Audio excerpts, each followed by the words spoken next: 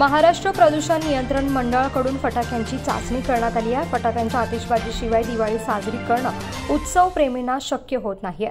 त्यामुळे आता या सणाचा उत्साह द्विगुणित करण्यासाठी मोठ्या प्रमाणात फटाक्यांचा वापर होतोय। मात्र हेच फटाके हवा आणि ध्वनी प्रदूषण करणारे ठरू लागल्याने आता महाराष्ट्र प्रदूषण नियंत्रण मंडळाने 125 डेसिबलपेक्षा जास्त आवाजाच्या फटाक्यांवरती बंदी घातली आहे। फटाके उत्पादन करणाऱ्या कंपन्यांना त्याबाबतचे सक्त निर्देश देखील देण्यात आले आणि नियमांचा भंग करणाऱ्या कारखाने आणि विक्रेत्यांवरती कठोर कारवाई देखील आता केली जाणार आहे। प्रदूषण नियंत्रण मंडळाकडून ठाण्यामध्ये 25 प्रकारच्या फटाक्यांची चाचणी घेण्यात आली आहे।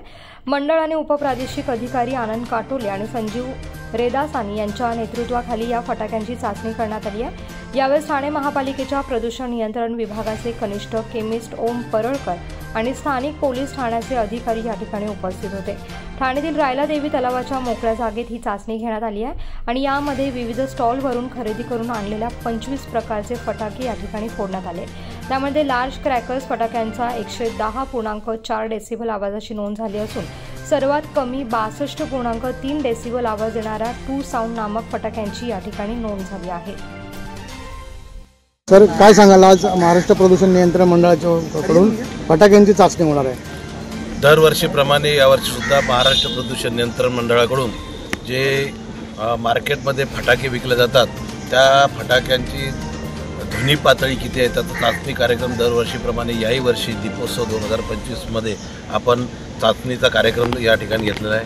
आपण मार्केटमधून फटाके ज्या फटाक्यांना आवाज आहे असे फटाके विकत घेऊन आज रायला देवी तलाव येथे प्रादेशिक कार्यालय महाराष्ट्र प्रदूषण ठाणेकडून फटाक्याची चाचणी करत आहोत। यामध्ये ध्वनीची पातळी या फटाक्यांमधून किती आहे याचं मोजमाप केलं जाणार आहे आणि तसेच याबाबत अवेअरनेस कार्यक्रम जर समजा याच्यामध्ये जर काही फटाक्यांचा आवाज कमी जास्त पातळी जर आढळून आली तर त्या पद्धतीनं आपण मुख्यालयाला कळवणार आणि मुख्यालय स्तरावरून त्याबाबत पुढील कारवाई त्या ज्या कंपन्या आहेत त्यांच्यावर कारवाई केली जाईल।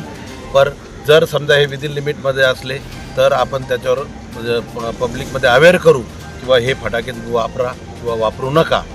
तर आपण त्यासाठी हा कार्यक्रम ठेवलेला आहे आणि जनजागृतीसाठी आपण फटाक्यांची चाचणी घेत आहोत।